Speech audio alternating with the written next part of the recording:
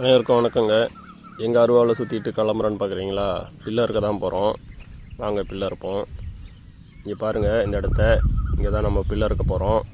நல்லா வயல் எப்படி பசுமையாக இருக்குது பாருங்கள். பில்லும் நல்லா அழகாக வீச்சாக வளர்ந்துருக்கு. இன்னும் ஒன்று கொஞ்சம் கவனமாக இருக்கணும். இது நம்ம இடம் இல்லைங்க. நம்ம இங்கே பில்லறதுக்கு சொல்லியிருக்காங்க, அவ்வளோதான். நம்ம சித்தி இடம் இது, நமக்கு எதுவும் இடம் கிடையாது. நிறைய பேர் இப்போ விவசாயம் பண்ணுறவங்களே கூட விவசாயம் பண்ணுறாங்க. ஆனால் மாடு ஒரு மாடு வச்சுக்கிறாங்க வீட்டுக்கு. ஏன் சொல்கிறோம்னா, அந்த ஒரு மாடே போதுன்றாங்க வீட்டுக்கு. நான் மாடு பார்த்துக்க முடியல. அதுவும் இல்லாமல் விவசாயம் பண்ணுறோம், இந்த சைடில் வர வரப்பு பில்லு இந்த வைக்கெல்லாம் வேஸ்ட்டாக போகுதுன்றதுனால அதுக்கும் வீட்டு செலவுக்கு தான் மாடு வச்சுக்கிறோமே தவிர மற்றபடி மாட்டில் எதுவும் லாபம் கிடையாதுங்க.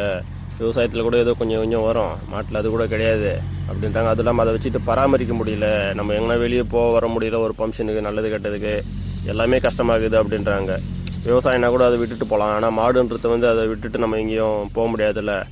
அதுக்கே விவசாயிகள் நிறைய பேர் மாடு வச்சுக்கிறது இல்லைங்க. சரி பரவாயில்ல, நமக்கு இப்போ நம்ம மாடு வச்சுக்கிறோம், இடம் இல்லை நமக்கு. அப்போ இந்த பில்லு கிடச்சிது, நம்மளை அறுத்துக்க சொல்கிறாங்க. அவ்வளோதாங்க, நம்ம அறுத்துப்போம் பில்லு. இதில் கொஞ்சம் உஷாராக இருக்கணுங்க இந்த பில்லு அறுக்கும்போது மட்டும். ஏன்னா அதை பாருங்க, 2 அறை தான் அறுத்தேன், அதுக்குள்ளே எவ்வளோ சித்தெரும்பு கிளம்பிச்சு பாருங்கள். போட்டு கையில் காலெல்லாம் ஏறி மொத்தத்தையும் நம்மளை போட்டு கடிச்சு குதறிடும். இது சும்மானே விடுங்க, அப்படியே அந்த இடத்த விட்டாச்சு. அதை பாருங்கள், அவ்வளோதான். மறுபடியும் இப்போ இங்கேருந்து தள்ளி அறுப்போம். இன்னும் கொஞ்சம் தூரம் போயிட்டு அங்கே எறும்பு குறைஞ்ச உடனே இறக்கலாம். இங்கே பாருங்க, இங்கே வந்தால் இங்கே கட்டை எறும்பு இருக்குது. அங்கே சித்தெரும்புனா இங்கே கட்டை எறும்பு இங்கே கையை வச்சதும். இது வேறு பாருங்க, மலை கிளம்பிச்சு. இப்படி விட்டுக்கினே போனால் வேலைக்கு ஆகாதுங்க. எப்படியாவது அப்படியே தள்ளி தள்ளி அறுத்துன்னு போயிடுவோம் கொஞ்சம் கொஞ்சமாக. இந்த நின்னோம்னா வேலைக்கு ஆகுது. இன்னும் அவ்வளோ தூரம் போகணும், அந்த பனை மரம் வரைக்கும் போகணும். அது வரைக்கும் போய் அறுக்கணும்னா கொஞ்சம் வேகமாக அறுத்தா தான் முடியும். அப்படியே அறுத்துட்டு போய்கிட்டே இருப்போம், அவ்வளோதாங்க. கொஞ்சம் உஷாராக அறுக்கணுங்க. பில்லு அறுத்து மிச்சம் ஒரு வழியாக அறுத்து முடிச்சிட்டேன். ஆனால் இந்த பில்லை அப்படியே எடுத்து வச்சுக்கிட்டு கட்டின்னு கிளம்ப வேண்டியது தான். வரப்பில் பில்லு எடுக்கும்போது உஷாராக எடுக்கணும். ஏன்னா எங்கே பாம்பு பத்துன்னு இருக்கும். நம்ம அறுத்து வச்ச பில்லில் பாம்பு பத்துக்குது. அப்படி இல்லைனா வரப்பு ஓரத்துலேயே பாம்பு பத்துன்னு இருக்கும். அதனால் கவனமாக இருக்கணுங்க பில்லு அறுக்கும்போது மட்டும்.